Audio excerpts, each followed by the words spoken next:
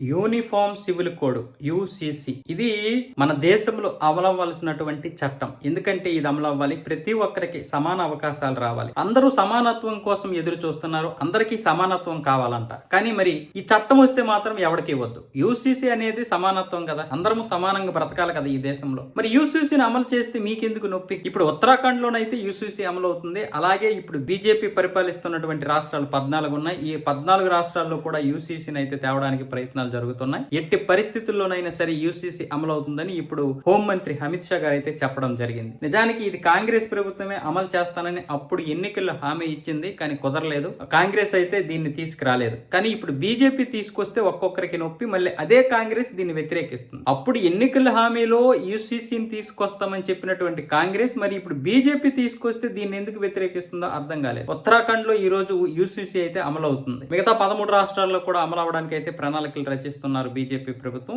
అలాగే బీజేపీకి ఎన్డీఏలో భాగంగా ఉన్నటువంటి రాష్ట్రాలు కూడా చాలా వరకు యూసీసీని ఒప్పుకోవడం లేదు. అంటే మన తెలుగుదేశం పార్టీ కావచ్చు, అలాగే అక్కడ బీహార్ లో ఉన్నటువంటి పార్టీ కావచ్చు, ఇవేమి కూడా ఒప్పుకోవడం లేదు. ఎంత ఓట్ల రాజకీయం చేస్తున్నారో ఆలోచించాలి. ఇలా ఒక్కొక్క ఎన్నికలప్పుడు ఒక్కొక్క చట్టం తీసుకొచ్చి బీజేపీ గెలుస్తోంది అని మీరు అనుకుంటే నిజమే, తప్పదు. ఇంకా ఇలాంటివి తీసుకురావాలి. ఒక్కొక్క చట్టమో ఏదో 370 రద్దు అయింది. ఈ రోజు కశ్మీర్ చాలా ప్రశాంతంగా ఉంది. అలాగే ఎన్ఆర్సీసీ కూడా తీసుకురావాలి. అది కనుక తీసుకురాకపోతే చాలా మంది ఇక్కడ పందికొక్కుల్లో పెంచి తింటున్నారు ఇక్కడ మన రేషన్ ని. అలాగే వీళ్ళని గనక బయటికి పంపించకపోతే ఈ రోజు దేశం చాలా నష్టపోయింది, ఇప్పటికీ ఇంకా నష్టపోతూనే ఉంది. మరి 7 లక్షల మంది ఉన్నటువంటి భారతీయులు అమెరికాలో ఈ రోజు అక్రమంగా ఉన్నారని అమెరికా అయితే మనల్ని పంపించేస్తుంది, మన భారతీయులు. మరి మనం ఎందుకు ఉపేక్షించాలి? ఏ దేశమైనా సమానమే కదా. ఆ విధంగానే ఇక్కడ మన భారతదేశంలో ముఖ్యంగా ఎన్ఆర్సీ అలాగే యూసీసీ ఈ రెండూ కూడా తక్షణం అమలవ్వాలి.